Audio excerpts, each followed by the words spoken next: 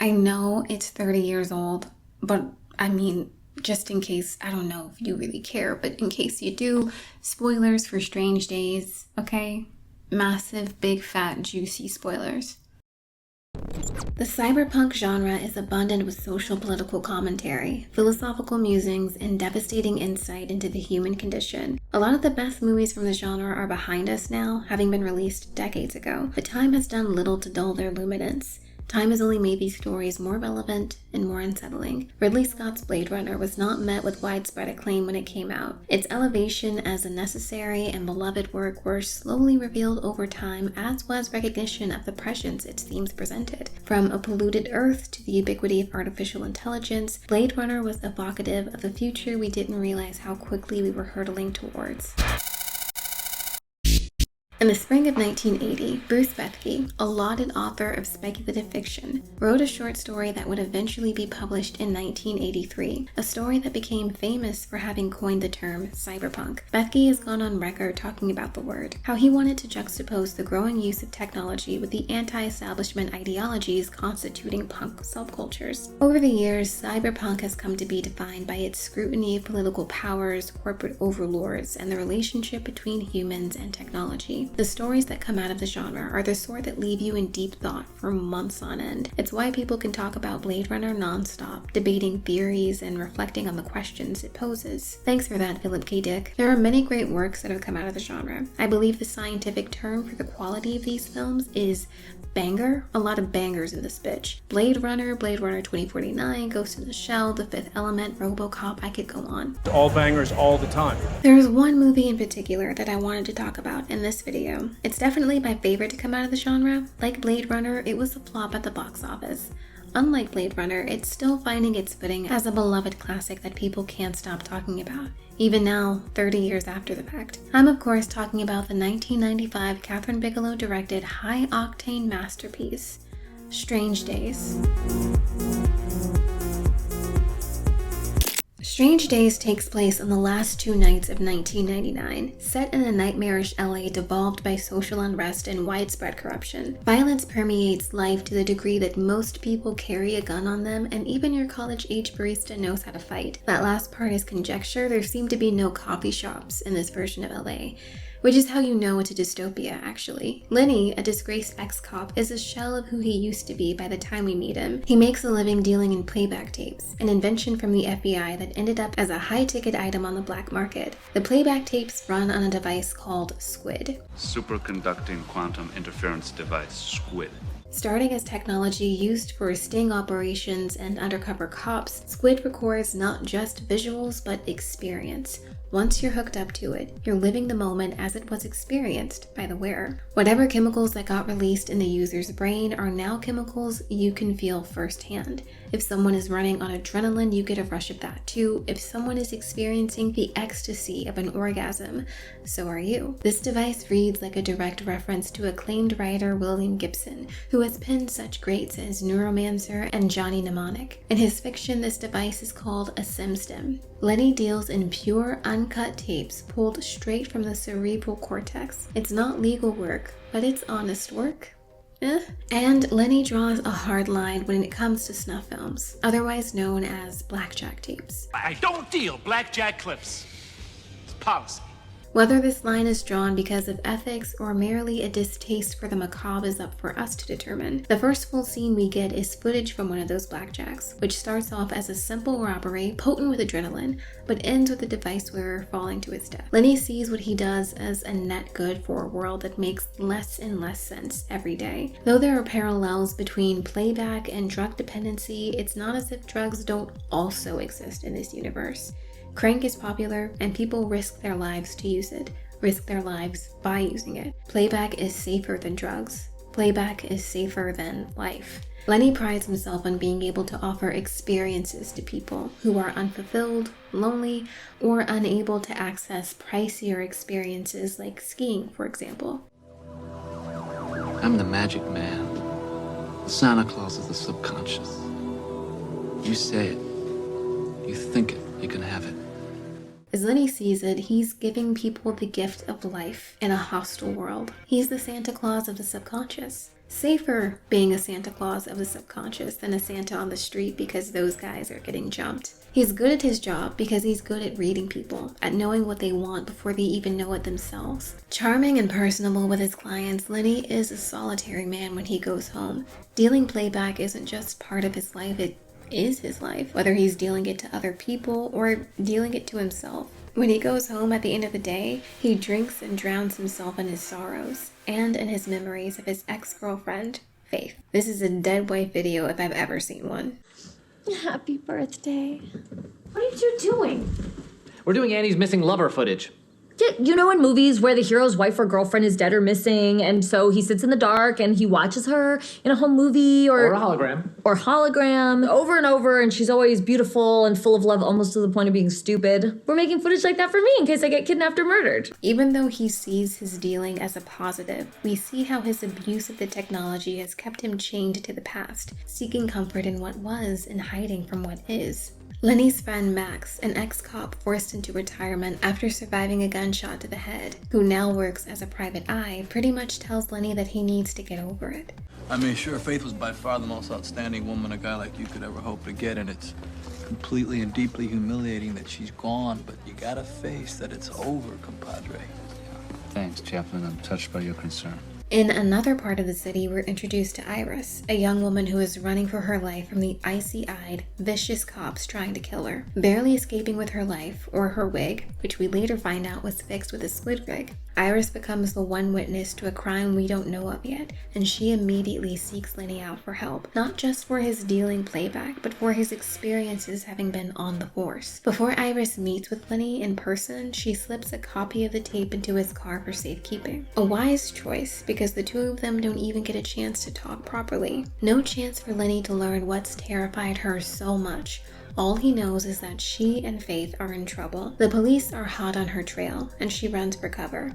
Lenny's car is also towed, tape still inside, leaving him none the wiser and with no choice but to call his reliable friend, Mace. Oh my god, it's Angela Bassett. Mace is the baddest badass to ass. And that's a real sentence I just said with my mouth for some reason. She's also the only one of them with a steady job, which means she's usually the one getting Lenny out of whatever messes he slips into. And he seems to find himself in those messes often. Oh, they jerk my wheels. Do you believe it? I mean, it's outrageous the computer errors the banks are making lately. Have you noticed? No, actually, I haven't noticed because I make my payments. The three of them hang out in the bar for a moment, but their conversation stops short. Or really, it barely starts, when the news announces the murder of Jericho 1, a prominent rapper who was known as much for his social activism as his music. In a speech he gave the previous year, he called the LAPD a military force and described Los Angeles as being a police state. It takes just one look at the street to see that he wasn't exaggerating. The police presence is substantial, yet the violence and devastation is constant, partly because the LAPD aren't taking care of the crimes they claim they are, and partly because the LAPD is the one enacting said violence in the first place. Lenny convinces Mace to let him ride with her client to a nightclub called the Retinal Fetish. He has people to meet, but more importantly, he has Faith to long for from afar. Since leaving Lenny, Faith has gotten a dye job, which looks great on her, and regularly performs PJ Harvey covers at the club, bringing the house down every time. In universe, by the way, these aren't PJ Harvey covers, so yes, with these songs and this stage presence, it's not hard to imagine that Faith would be kind of a big deal. After a failed first attempt, Lenny re-enters the club and gives a playback tape to an old friend, who in turn gives him an envelope that someone left behind for him. Someone mysterious. Lenny gets a chance to talk to Faith out of sight from her new partner, the powerful music mogul Philo. Did I mention that Lenny's dependence on the playback tapes have made him unable to accept the new reality that they are no longer together? Hi, baby. I missed you. Dude, Faith is understandably resistant to letting Lenny in on her new life, constantly reminding him that what they had is over and that he doesn't need to try coming to her rescue every time he hears word of trouble. She tells him he needs to stay away from her because Philo is dangerous. He's gotten himself hooked on playback and has become paranoid, even paying Max to follow her around and keep tabs on her whereabouts at all times. Later, Lenny opens the envelope left for him at the club to find a playback tape. Thinking he's about to be in for a good time, Lenny, instead, witnesses Iris's murder from the perspective of her killer. He watches. He feels it as she is stalked, sexually assaulted, and killed. Mace and Lenny get to the hotel where the crime was committed just in time to see Iris's body being removed from the property, and they find Max to show him the tape. Mace has no interest in watching it herself because she doesn't touch playback at all. Lenny knows they can't go to the police. He used to be a cop after all. He knows how lazy they are, and he knows they're either going to think he did it himself or they're not going to bother investigating because all they see is a dead sex worker, and they won't care. Cops and all, they'll never nail this guy the second they walk in the room. What about what we see walking in?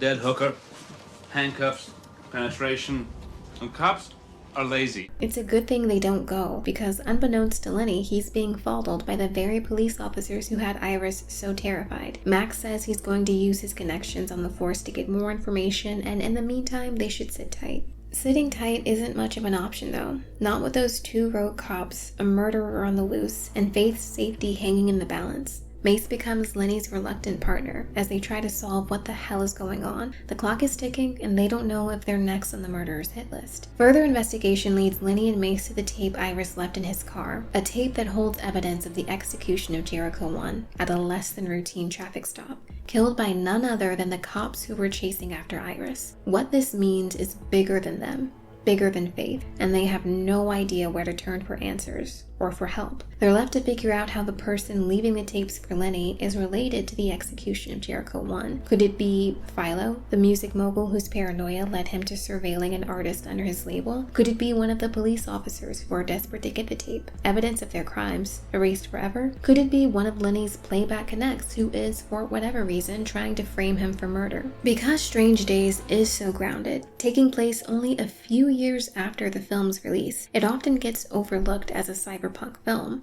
There are no humanoids or holograms. The portrait it paints of Los Angeles is one that viewers in 1995 could still recognize as the Los Angeles of the time. But Strange Days evokes everything that makes the genre what it is, from its politics to its aesthetics, even to the goth subcultures it features in the Retinal Fetish nightclub. Retinal Fetish.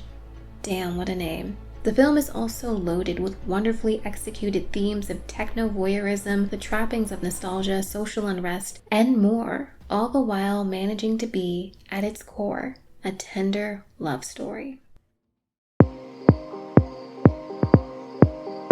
Strange Days doesn't break ground or reinvent the wheel. It's a straightforward story heightened by its foresight into our bleak technological future. In 2020, the film experienced a bit of a resurgence due to what many saw as its hyper-relevance to what was going on in our world at the time. From the social unrest to the technological voyeurism to the dependence on nostalgia to get through the day. Strange Days was released in 1995, set in 1999, but it was a mirror to 2020. In Strange Days, people rely on the squid technology to experience a crumb of the life of someone else and to momentarily escape the confines of their own. Maybe they're lonely, they want to experience love. Maybe they're tired of being in a bubble, but are also too afraid to risk being reckless. The why doesn't matter so much as the what. What is it that they so deeply covet that they can't have for themselves? Squid allows you to not only step into the shoes of someone else, but to step into their brain completely. It's a sensory experience like no other. Although we're far off from that technology currently, the surge in popularity of POV videos, whether it's in the adult film industry or TikToks, indicates a desire to be in a different life, even if only for 30 minutes. In 2020, this was especially heightened. Many of us were in lockdown, physical social interaction was a no-go, and the isolation sent people looking for false experience that could quell the ache of isolation. It got so bad that some of us even started YouTube channels. Guys, it was bad. In Strange Days, Lenny points out that they live in a world that is increasingly inhospitable. The violence on the streets, the pollution, hell, you need to carry a gun just to do your job. And sex can kill you. He's the Santa Claus of the subconscious because he can provide any experience for his clients. And in his eyes, he's keeping them safe from trying it themselves with the very real harm on the outside. What Lenny doesn't recognize is that the squid technology can have unmitigated consequences on the natural chemistry of your brain. He knows the big risks, like overloading, when the squid signals are amplified to essentially fry the brain of the device wearer. But the incremental things are imperceptible to him. In his case, it manifests in his inability to let go of faith and to move on. He spends so much time transfixed in the past, he's unable to accept the now, or to even care about the now, unless it has something to do with faith. In the opening scene, Lenny watches a playback tape of a robbery gone wrong. The person wearing the headset makes an ambitious leap between building tops, a last-ditch effort to escape the quickly approaching police. But he falls to his death, and the tape ends with a zap to the cerebral cortex, leaving the viewer with the feeling of having died without actually dying. A less extreme version of flatliners, if you will. Lenny doesn't deal in blackjack tapes, but that doesn't mean these kind of videos aren't popular on the black market. I can't help but draw comparisons between the snuff tapes in the black market and the urban legend about Red Rooms, the place where people can watch a live stream of someone being tortured and murdered on the dark web. But the more grounded parallel is that of the voyeurism we see with true crime fandoms. The idea of being entertained by a real person's death, getting a thrill from the last moments of their life. One of the most disturbing elements of The Killer at the center of Strange Days' mystery is that whoever views it is forced to feel the pleasure that he feels, even when they're witnessing something awful. When Lenny watches the tape of Iris being killed, his body oscillates between horror and excitement as he feels his natural response to the crime, which is one of abhorrence, and the killer's response, which is pleasure. By far the worst and most gut-churning example of this duality lies with Iris. Lenny and Mace's investigation leads them to Tick, an expert in squid equipment, who works with Lenny often. They ask him about the setup the murderer may have had, a dual setup that allowed him to converge two separate signals. On the tape, the murderer places a headset on Iris as he tortures her, effectively putting her in the mind of her own killer, forcing her to experience, along with her fear, the pleasure he's getting out of violating her and taking her life. It's sickening. It's the most obvious example of how the squid technology could be used as a tool for empathy, but is instead used as a weapon of abuse or voyeurism. What's more unnerving is that the film doesn't even pretend that this kind of footage wouldn't sell on the black market. It's the kind of footage that, sadly, many people would want to get their hands on, whether to exploit the last moments of the victim or to experience the high of the killer. It's a reflexive ideology, because you're trapped in the spectacle, just as the characters are trapped with their own spectacles. We're a watched society and a society of watchers. Even though Lenny doesn't deal in blackjack, his moral compass isn't exceptionally strong. When Lenny and Faith have a talk backstage at the retinal fetish, I'm sorry, the name of that club is so ridiculous I just have to say the full thing every time, forgive me. Lenny tells her that Philo isn't the man for her, that he doesn't care about her, that he sees her as a possession. Philo can't even be in the moment with her because he knows he can just re-experience it later.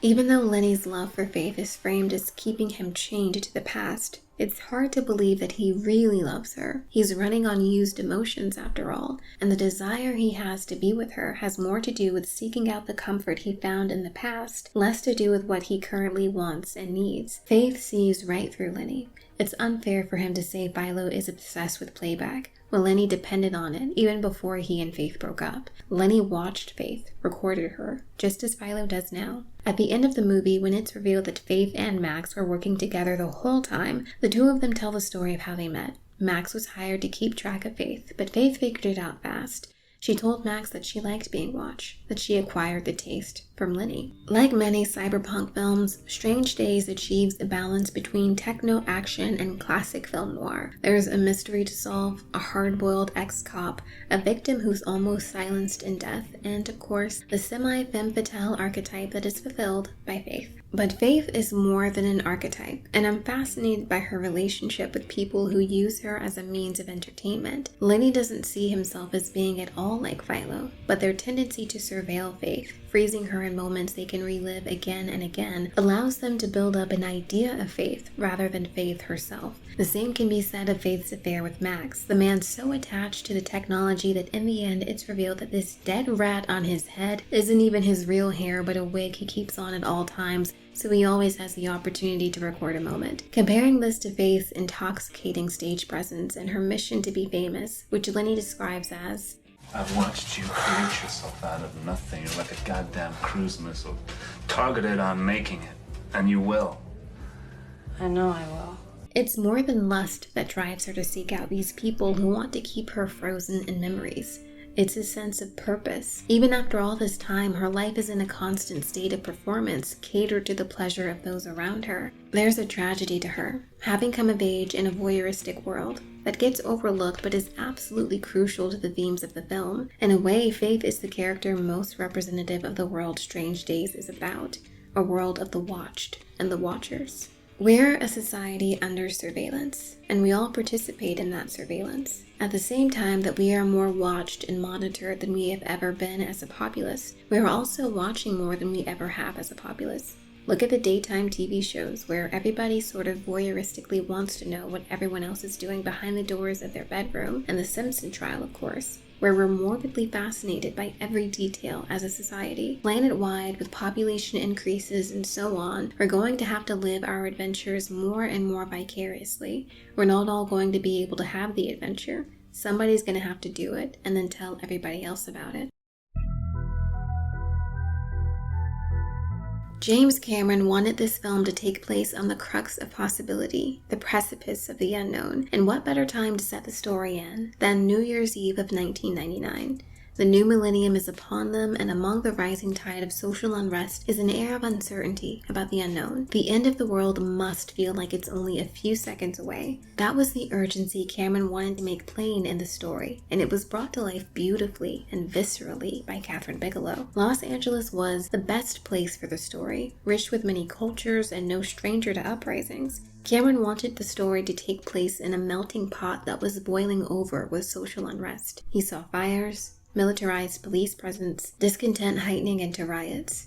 He saw LA in 1992. In 2020, when Strange Days found a new level of appreciation from people who saw what was happening in the world being reflected in a film from over 20 years ago, the film's depiction of racial tension was most cited as an example of its prescience. But the brutality of the LAPD and the social unrest we see in the film was not a prediction of the future.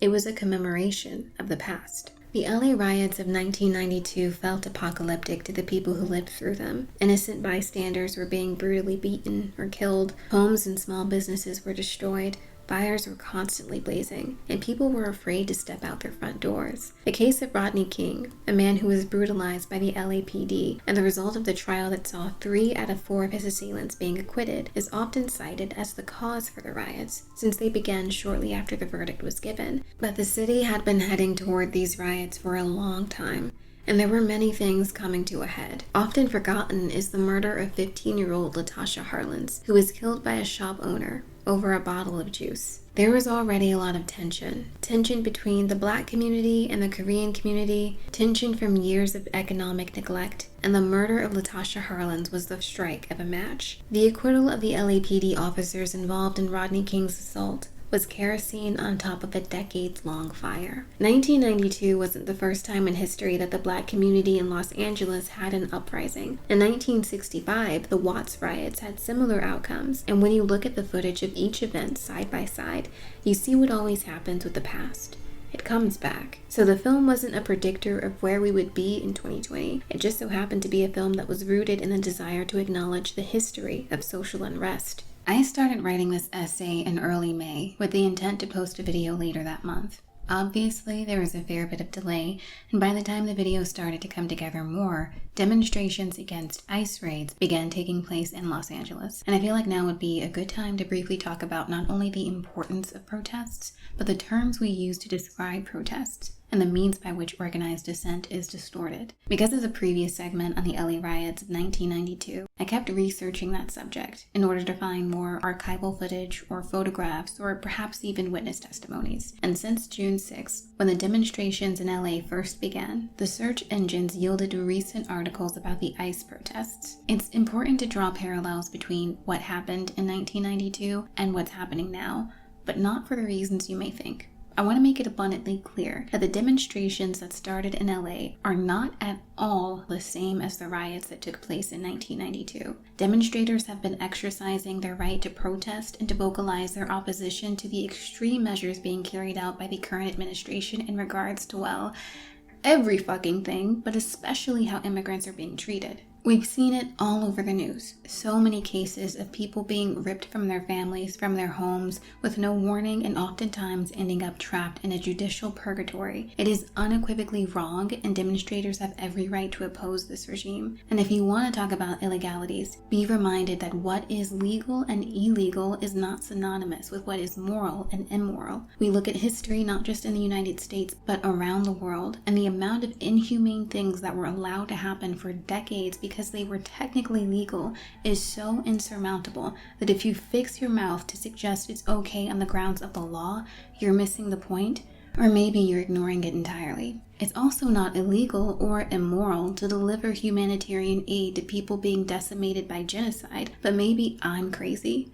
Also, when there are legal protections for systemic violence and oppression, illegal actions of resistance are vital, by any means necessary.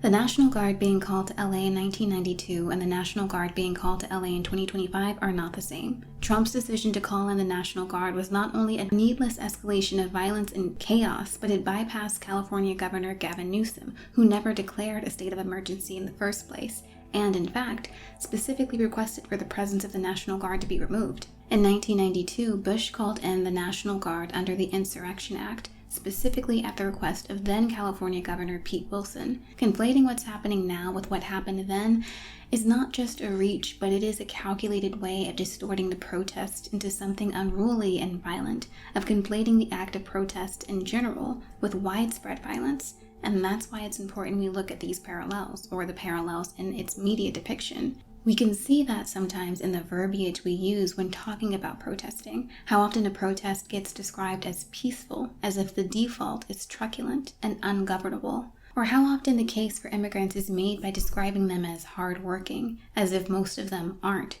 as if the default are criminals. The last one is especially bothersome because we should never value human life based on the amount of labor it contributes to the economy, and historically that hasn't mattered much anyway. America was built on the labor of slaves, and that didn't really help them to be seen as humans, now did it? I mentioned the comparison between the 2020 protest and the 1992 riots, but I also want to make it clear and acknowledge that those aren't the same either. People were reminded of the LA riots during the summer of 2020, but not because the conditions were on the same level. They were reminded because it was 28 years later and militarized police who shoot first and ask questions later never stopped being a problem.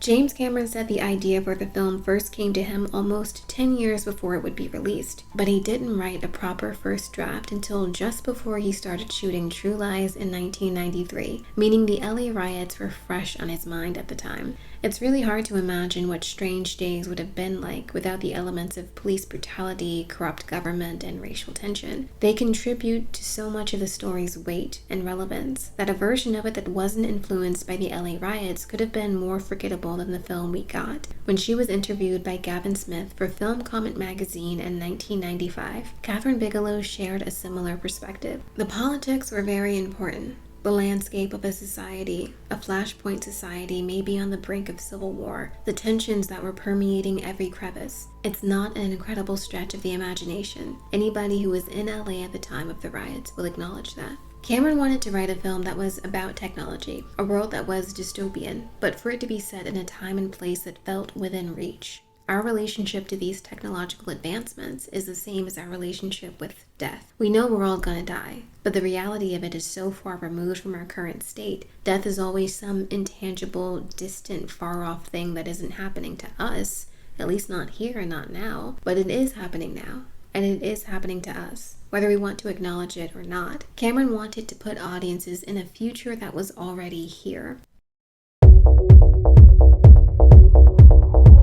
When Mace agrees to give Lenny a ride, she sets two conditions. The first being that Lenny will only get a ride to the pickup spot, and from there he's on his own. The second being that Lenny won't peddle any of his wire trip crank to her client. Mace is staunchly against the reliance on playback and squid, not just because of the illegalities surrounding it, but because what it offers is of no use to her. She sees the widespread use of its technology for what it is, an escape, a cowardly one at that.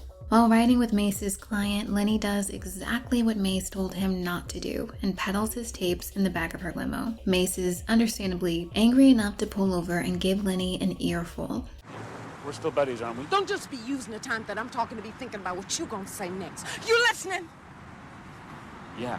Lenny, your ass is always broke. You go from one score to the next and you're getting strung out. You don't even see it. Later, we find out that Mace has been in love with Lenny for years, so her anger toward him for his dependence on playback and his unwillingness to let go of Faith is due in part to her, so far, unreciprocated feelings for him.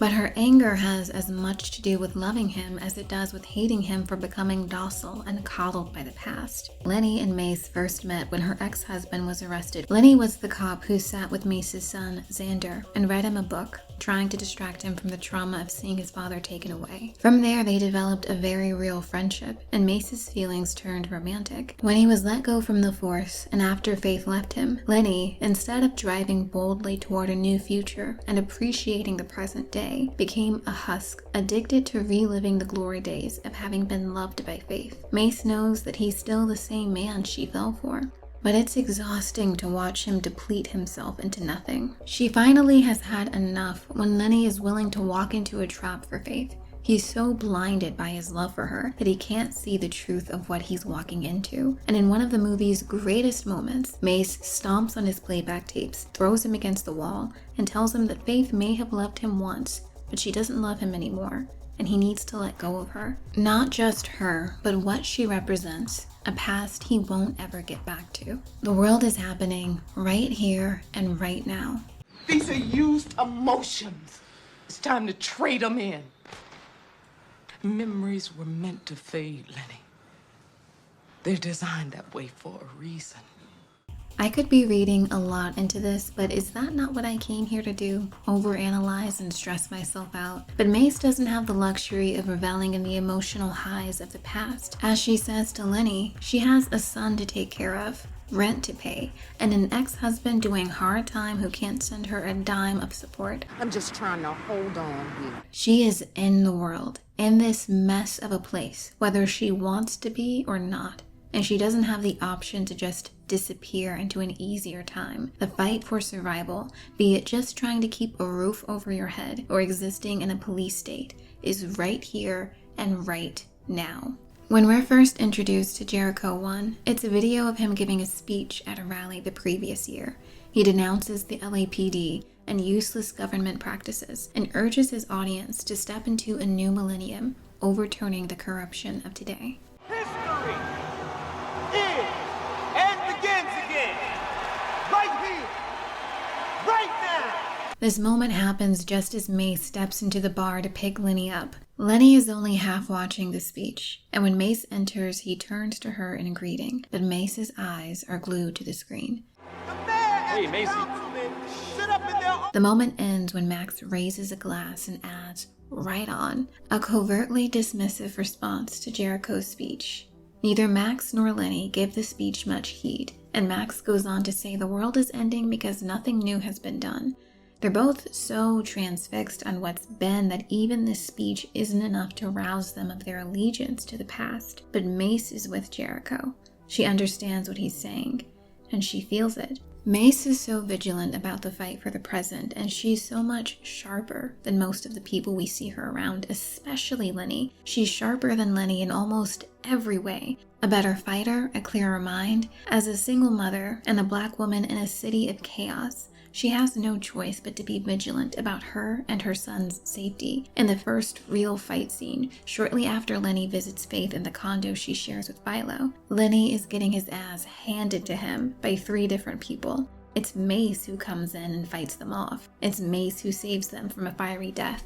It's Mace who tells Lenny that Iris must have wanted to show him something in his car, that maybe that's where they can find the tape. And it's Mace who knows a trap when she sees one. Lenny is sleepwalking through life. His brain's so distorted that he can't make sense of what's right in front of him sometimes. There's a nice contrast in how they both operate in the world. That doesn't mean that Mace's refusal to use the squid technology is a refusal to know the past. For herself in Jericho 1, the past informs the present, informs the future. It's important to look back, and it's just as important not to get seduced by nostalgia.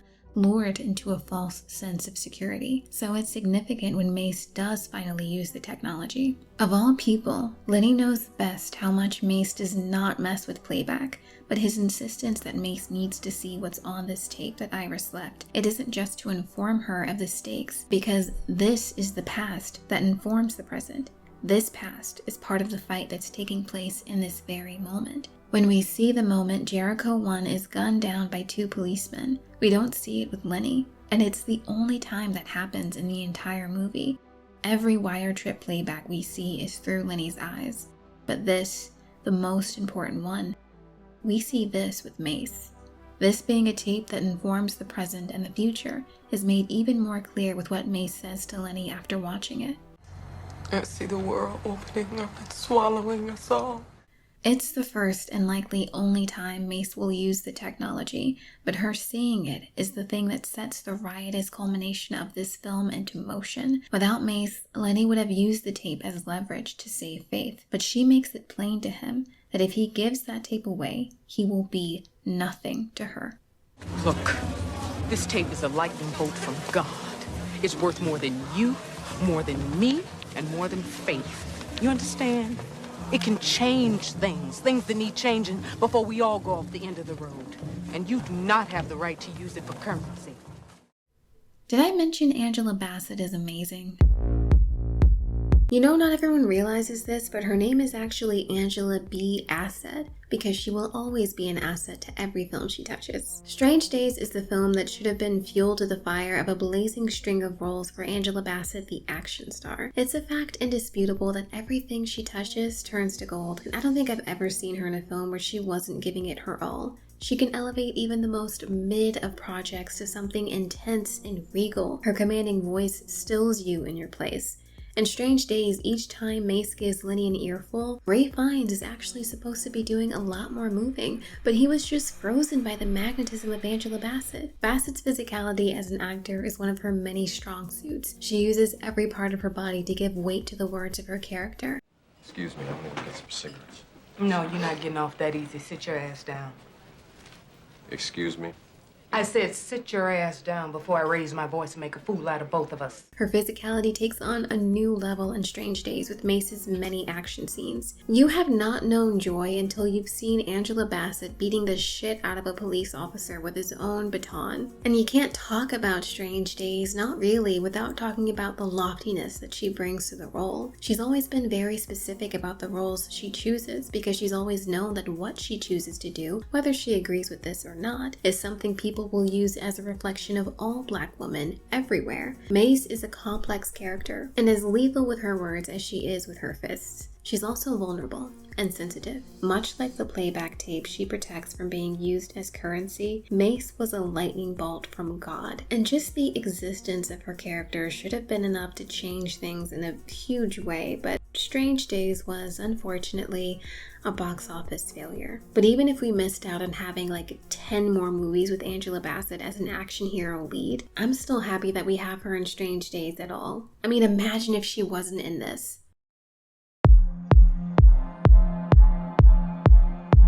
Real quick, I want to touch on how the art and the artist can become so separated from each other. When I watch Strange Days, I see a work that uplifts the importance of social unrest. One of my favorite scenes happens shortly after Mace has been assaulted by cops who are about to save the killer cops she's just handcuffed. A young kid is watching Mace being beaten and is frozen along with the entire crowd of spectators. But this kid has also just seen Mace single-handedly give these cops an overdue retribution. It seems like the thought occurs to them that if she could do that against 2 cops on her own, what's to stop an entire crowd from intervening? There is strength in numbers, and if we all stand by and do nothing right now, this will continue to happen. But if we do something, maybe we can overwhelm them. Maybe we can change this easily. It's hard for me not to read the film in this way. It's also hard to read it as a story that sees the problem with police brutality coming down to just a few bad apples. Not when ex-cop Lenny goes on about how the cops are lazy and can't be trusted to solve what happened. Not when there's no promise that the cops will even be prosecuted for their crimes. But it's possible for someone to make a story like this and still, down the line, make what essentially reads as CIA propaganda. We're gonna have to talk about Zero Dark 30 one of these days, I swear. The heartbeat of the film is the burgeoning romance between Lenny and Mace. When we meet Lenny, he's far from the man he used to be. Though he's not as corrupted as those around him, it's clear his cynicism has made him lose hope for any sense of a future or of justice. Opposite him is Mace, whose beliefs and actions make her the moral compass. Their friendship is a contrast. Lenny is the apathy that can corrode a person who's given up on making sense of anything. Mace is the passion that needs to be protected, the passion that's easy to lose when everything feels stacked against you. And she holds onto it like a lifeline because it is one. Without that passion, she'd be walking half dead like Lenny, holding on to the past because it's easier than believing there's any future to fight for. The movie never frames Mace's passion or her sensitivity as being something that holds her back. These things make her stronger, not weaker. In real life, many of us are told often that we can't save everyone, can't fight for everything, can't feel everything so deeply. And while it's true that we can't save the world in one fell swoop, our efforts will build upon the foundations constructed by those who came before us. And feeling everything is better than being numb to the world, like Lenny, operating on fumes and indifference. Apathy does not have to be a permanent state of being. Part of what makes Strange Days work so well is that it reminds us that it's never too late to be redeemed. The movie is just as much about solving the central mystery as it is about Lenny finding belief in something greater than himself. The moment after Mace tells him that the tape of Jericho 1's execution isn't his to use for currency, he walks away, a lost cause. But then he comes back before Mace can leave the party, puts the tape in her hand, and tells her the best person to show it to. It's a very small thing and something Lenny should not be praised for, but what I appreciate about it is that it's indicative that there's humanity left in him. He hasn't completely given up on the world, or himself.